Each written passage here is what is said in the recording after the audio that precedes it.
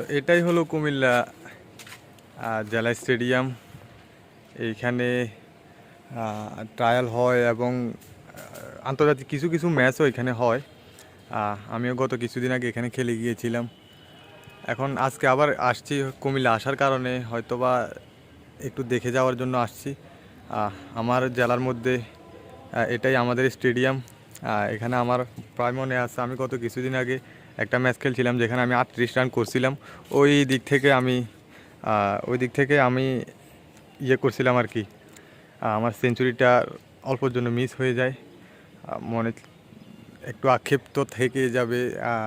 প্রথমবারের মতো স্টেডিয়ামে খেলার সুযোগ পেয়ে একটুর জন্য সেঞ্চুরি মিস হয়েছিল, অর্ধশত রান মিস।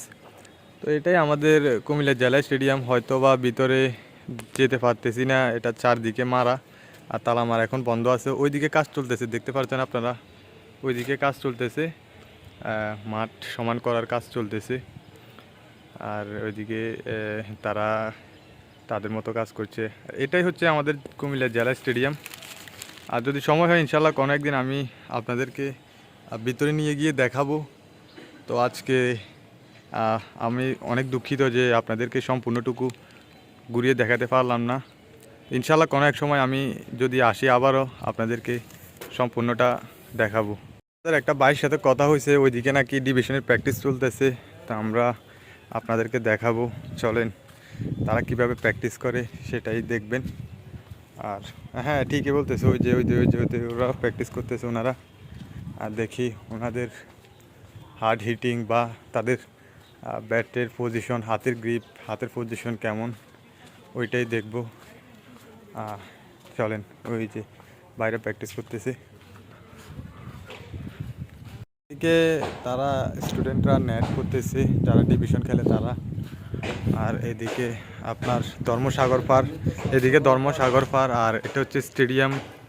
আমরা এখন স্টেডিয়ামের পাশে আছি।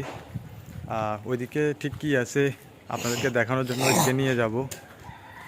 ওরা যেভাবে প্র্যাকটিস করে আমার মনে হয় আমি আল্লাহর রহমতে আরও ভালো করতে পারবো।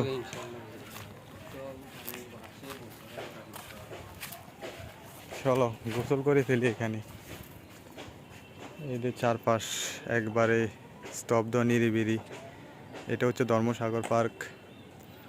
আর ঠিক এটার পেছনেই ফার্স্ট ডিভিশনের প্লেয়াররা প্র্যাকটিস করতেছে। তো আপনাদেরকে আমরা ঠিক ওই সাইডে নিয়ে যাব, ততক্ষণ পর্যন্ত অপেক্ষা করুন।